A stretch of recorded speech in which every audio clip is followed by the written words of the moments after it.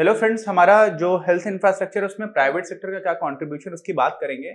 हम लोगों ने देखा था अभी अभी जस्ट पिछले वीडियो में कि जो पब्लिक सेक्टर है वो काफी पिछड़ गया है और जितना एक्सपेक्टेशन थी, जितनी नीड है, उस गैप को फिल नहीं कर पाया और वहां पे हमारा प्राइवेट सेक्टर आ गया। तो इसमें कुछ बहुत अच्छे फायदे भी हुए हैं और कुछ नुकसान भी हैं। दोनों को एक एक करके देखते हैं। सबसे पहले तो आप ये समझ लीजिए कि भारत में लगभग 70% हॉस्पिटल्स ऐसे हैं जो प्राइवेट सेक्टर के पास है। 40% जो हॉस्पिटल में बेड्स है वो प्राइवेट सेक्टर के पास है। 60% हमारे यहाँ जो डिस्पेंसरीज हैं, दवाखाने इनको बोल सकते हैं, वो भी प्राइवेट सेक्टर की हैं। अच्छा, 80% जो हमारे आउट पेशेंट्स हैं, कुछ ऐसे पेशेंट होते हैं जिनको हॉस्पिटल में कुछ चेकअप कराने आए हैं, दिखाने आए हैं, उनको हॉस्पिटल में रुकना नहीं है, तो 80% ऐसे लगभग पेशेंट्स हैं जो प्राइवेट सेक्टर की तरफ जाते हैं और 46% अंतरोगी इन पेशेंट। इन पेशेंट का नंबर इसलिए कम है क्योंकि बेड्स ही कम है इनके पास, है ना। सरकारी हॉस्पिटल में इनकी हालत बहुत ही खराब होती है, फिर वो जाते हैं और वहां पर बेड्स हमेशा ऑक्यूपाइड रहते ही हैं। इस वजह से ये नंबर थोड़ा कम है। बाकी आपको दिख रहा होगा कि कितना ज्यादा इंपॉर्टेंट रोल प्ले कर रहा है प्राइवेट सेक्टर। ठीक। अच्छा, अब आप साथ में समझिए, साथ ही साथ जो मेडिकल शिक्षा, एजुकेशन है और प्रशिक्षण है, ट्रेनिंग है, उसमें भी इनका अच्छा कॉन्ट्रीब्यूशन है। जो मेडिकल टेक्नोलॉजी है उसमें भी काफी अच्छा कॉन्ट्रीब्यूट कर रहे हैं। रोग निदान अन्वेषण यानी कि रिसर्च चल रहा है। फिर दवाइयों की बिक्री में भी ये बहुत आगे हैं। मेडिकल सेवाओं की व्यवस्था भी बहुत अच्छी कर रखी है। और इन सारी चीजों को देखते हुए समझ में आता है कि प्राइवेट सेक्टर का बहुत ही बड़ा, एक बहुत ही ज्यादा सिग्निफिकेंट कंट्रीब्यूशन हो चुका है। और धीरे धीरे हमें समझ में आ रहा है कि यहाँ पर हमें प्राइवेट इन्वेस्टमेंट की और ज्यादा आवश्यकता भी पड़ सकती है। और अच्छा क्या हुआ इस चीज से? अच्छा ये हुआ साथ में 1990 का आप एलपीजी याद करिए। एलपीजी मतलब लिबरलाइजेशन, प्राइवेटाइजेशन एंड ग्लोबलाइजेशन, उदारीकरण, निजीकरण और वैश्वीकरण। इसके बाद क्या हुआ है कि जो भारत के एनआरआईस थे, एनआरआईस मतलब समझते हैं नॉन रेजिडेंट इंडियंस, ऐसे भारतीय जो भारत में नहीं रह रहे, किसी और देश में रह रहे हैं, उन्होंने ये देखा कि भारत की जो करेंसी है वो बहुत वीक है। $1 $75 का है। अगर आपको कोई $20 देता है, इसका मतलब आपको करीब ₹1500 मिल गया है। और अमेरिका जैसे देशों में $20 खर्च करना बहुत छोटी बात है। या अमेरिका से कोई भारत आता है और मान लीजिए कुछ ऐसा इलाज कराता है जो वहां पर बहुत ही महंगा हो रहा था और भारत में बहुत सस्ते में हो जाता है, तो भारत में वास्तव में ये चीज का बेनिफिट उनको दिखना स्टार्ट हुआ। और ऐसी वजह से बहुत सारे इंडस्ट्रियल एंटरप्राइजेस थे, एनआरआईज थे, इसी फार्मास्यूटिकल एजेंसी, मतलब बहुत सारी फार्मास्यूटिकल कंपनीज थी, उन्होंने इंडिया में कुछ सुपर स्पेशलिटी हॉस्पिटल्स खोले। क्या खोले? Super speciality hospitals.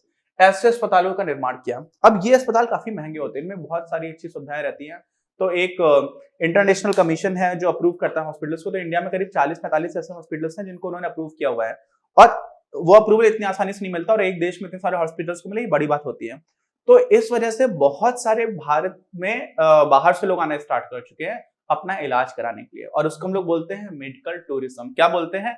Medical tourism. अब समझिएगा, आज से काफी साल पहले, 15 साल, 20 साल, 25 साल, 30 साल पहले ऐसा होता था, जो डेवलप्ड कंट्रीज हैं वहां पर ज्यादा अच्छी मेडिकल फैसिलिटीज होती थी। अब मान लीजिए भारत का कोई बहुत ही पैसे वाला इंसान है, उसको अपना इलाज कराना है, लेकिन भारत में उतने अच्छे संसाधन ही नहीं है, तो वो उसको मजबूरन विदेश आना पड़ता था।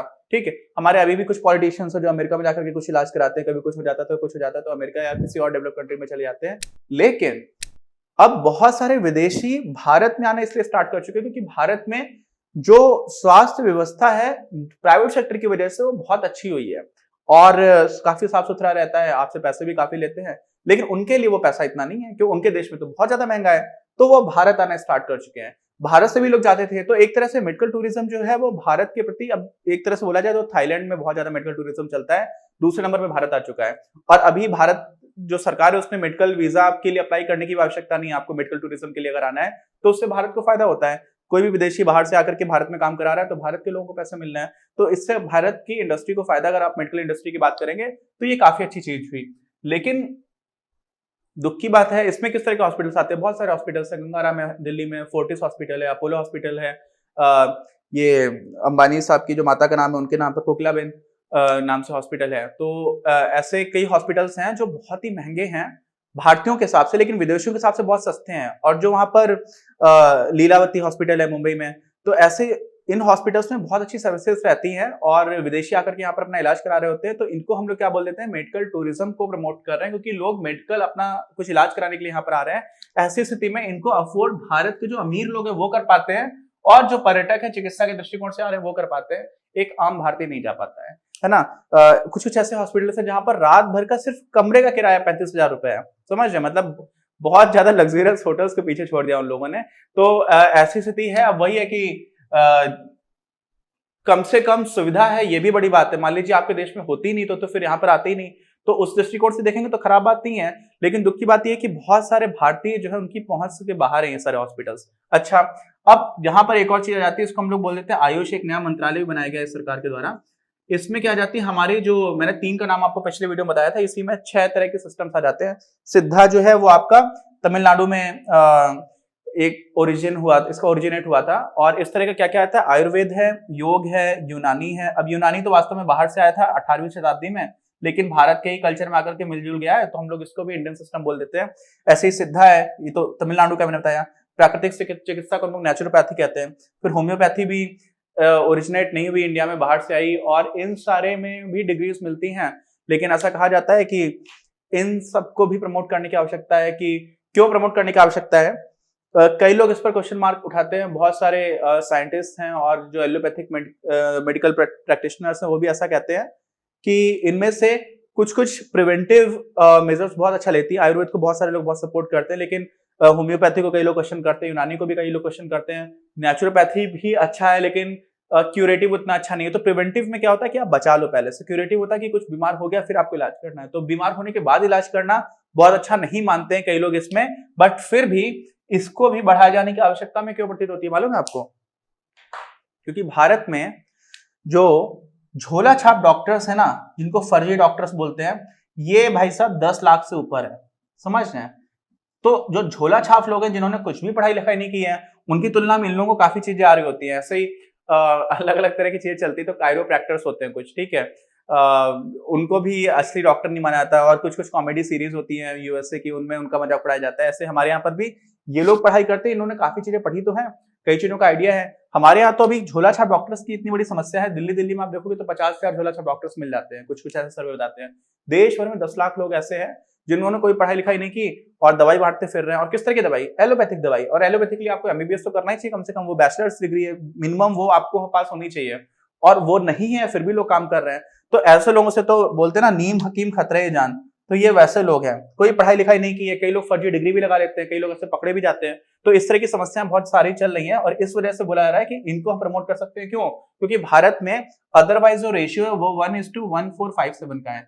और यहाँ पर आपको एक बात जान करके थोड़ा सा आश्चर्य हो सकता है, जो हमारे एमडी एमबीबीएस के बाद लोग क्या करते हैं, एमडी करते हैं, एमएस करते हैं, सर्जन बनते हैं, या फिर मास्टर्स होता है डॉक्टर जो डॉक्टर्स का, तो उसको एमडी बोलते हैं। अब इन दोनों में ही आप ये समझ लीजिए कि पहले 1:1 का रेशियो होता था किसका, एक टीचर एक ही स्टूडेंट को पढ़ाता था। तो इसलिए बहुत कम नए लोग एमडी कर पा रहे थे, बहुत कम नए लोग सर्जन बन पा रहे थे, और भारत का आवश्यकता ज्यादा है। तो अभी भारत ने क्या कर दिया था, 1:2 का रेशियो कर दिया था प्राइवेट हॉस्पिटल्स के लिए, और बाकी के लिए जो गवर्नमेंट है उसमें 1:3 का कर दिया था। ठीक, तो यहाँ पर भी कोशिश की जा रही है कि और नए हमारे यहाँ मेडिकल प्रैक्टिशनर्स बनकर के आ पाए जो और ज्यादा स्किल्ड है। तो ये सारी चीजें की जा रही है। अब लेकिन झोला छाप लोगों की जो समस्या है वो बहुत ही बड़ी समस्या है। और साथ में क्या क्या समस्या निकल करके आई, ये क्यों आई झोला छाप की समस्या? वो इसलिए आई क्योंकि 2001-2 में भारत में लगभग 13 लाख मेडिकल उद्यम थे। उद्यम मतलब एंटरप्राइजेस थे, लोगों ने अपनी दुकान खोल रखी है, ठीक है, 13 लाख। अब सोचिए 9.5 लाख के आसपास तो हमारे यहाँ एलोपैथिक डॉक्टर्स हुआ करते थे, और 7,80,000 के आसपास हमारे जो है बाकी जो आयुष वाले हैं वो मिला लो, तो सब मिलाकर के जो भी नंबर आ रहा था उसमें से 13 लोग का अपना उद्यम हो गया। सारे लोग वो नहीं है, इसमें बहुत सारे लोग कौन है, फर्जी लोग आ गए। क्यों आ गए फर्जी लोग? अब इनके हिसाब से 22 लाख लोग कार्यरत हैं, तो 22 लाख लोग तो नंबर ज्यादा हो गया। नर्सेस वगैरह को भी आप मिला सकते हो, कंपाउंडर्स हैं, कई लोग असिस्टेंट होते हैं डॉक्टर्स के, वो सारे लोग खुद से प्रैक्टिस करने लग जाते हैं, मेडिकल स्टोर्स खुद से दवा देते हैं बहुत सारे लोग। ठीक, तो ऐसा चल रहा होता है। अब इसमें 80% से ज्यादा ऐसे उद्यम है जिसमें कोई एक ही मालिक है, एक इंसान काम कर रहा है, वही मालिक है। अब ये सब जो चीजें हुई है ना, नियंत्रण नहीं था यहाँ पे, योजनाओं का नियंत्रण नहीं था, खुले में चल रहा है, जो कुछ चल रहा है चलने दो। तो ऐसे में बहुत सारे लोगों ने देखा कि पढ़ाई लिखाई तो हुई नहीं है ठीक से, चलो हम भी डॉक्टर बन जाते हैं, है ना। या उन्होंने देखा गांव में आसपास लोग अप्रिशिएट भी करते हैं, बहुत सारे लोग हैं जो बहुत सारी चीजें चल रही होती कि नहीं हमारे यहाँ तो एक तो समाज में बहुत सारी कुरीतियां भी हैं, लड़कियों को कम तवज्जो दी जाती है, तो कई बार बोलते हैं नहीं हमें लड़का होने की दवाई दे दो। तो इस तरह की चीजें भी चल रही होती कि लड़का होने की दवा देते हैं, जबकि वो जिसने कक्षा 8, 9, 10 की भी साइंस ठीक से पढ़ी तो समझ में आ सकता है, वो नहीं कर सकते हम लोग। तो इस तरह की चीजें होती हैं। और यहाँ पर होता क्या है कि जो व्यवस्थित विनिमय है उसका अभाव रहा है, विनियमन का मतलब होता है रेगुलेशन। तो रेगुलेशन रहा नहीं, नियंत्रण रहा नहीं, इसी में हमारे यहाँ जो कुकुर मुत्ते होते हैं ना, कहीं कहीं उग जाते हैं। ऐसे झोला छाप डॉक्टर्स बहुत सारे उग करके आ गए हैं। और समाज में बहुत सारे उनको अप्रिशिएट भी कर रहे होते हैं, सर्विस तो दे ही रहे हैं। अब वो सर्विस से हो सकता है कि अभी थोड़े दिन पहले का ही केस है, बांगरमो एक जगह पड़ती है उत्तर प्रदेश में, वहां पर कोई एड्स से इन्फेक्टेड सीरीज थी, उसी को लगा दिया तो फिर एड्स हो गया उस महिला को भी। और ऐसे बहुत सारे केसेस होते रहते हैं, लेकिन लोगों के पास पैसा नहीं होता, ये लोग कम पैसे चार्ज करते हैं और बातें बहुत देर तक करते हैं, बैठ करके बात करते हैं। तो कई लोगों को एक प्लेसिबो इफेक्ट भी बोला जाता है कि आप फिर बात करो, कुछ भी दवाई दे दो, तब भी लोगों को लगता है कि हाँ कुछ अच्छा हो रहा है। तो इस तरह की बहुत सारी चीजें चल रही होती है हमारे समाज में, दुख की बात है। लेकिन फिर भी यहाँ पे क्या समझ में आया कि निजी क्षेत्र ने कम से कम एक स्तर की सुविधाएं तो प्रोवाइड की है, भले ही महंगी हो। तो महंगे होने की वजह से बहुत सारे भारतीयों की पहुंच के बाहर है, लेकिन अमीर भारतीय और विदेशी पर्यटक उनको यहाँ पर आने का जगह मिला है। और हम उनको एलिमिनेट नहीं कर सकते, क्योंकि कम से कम सुविधा देना भी बहुत इन इटसेल्फ इंपॉर्टेंट है। तो इसके बाद ही इसी में स्वास्थ्य को लेकर के कुछ और इंपॉर्टेंट विषय रह गए हैं कि हेल्थ पैरामीटर्स कैसे हैं वो देखेंगे। और हम लोगों ने इसी वीडियो में लोगों ने स्टार्टिंग में देखा था कि जो पब्लिक सेक्टर है उसमें पिछले वीडियो का जो एक चीज रह गई थी, हम लोगों ने टेबल देखी थी, तो वो इस वाले वीडियो में देख ली थी। अब आगे बात करेंगे कि कौन कौन से पैरामीटर्स की स्थिति क्या क्या है, महिलाओं की स्थिति कैसी है स्वास्थ्य के दृष्टिकोण से, तो उसको हम लोग अपने अगले वीडियो में देखते हैं। मिलते हैं हम लोग अपने अगले वीडियो में।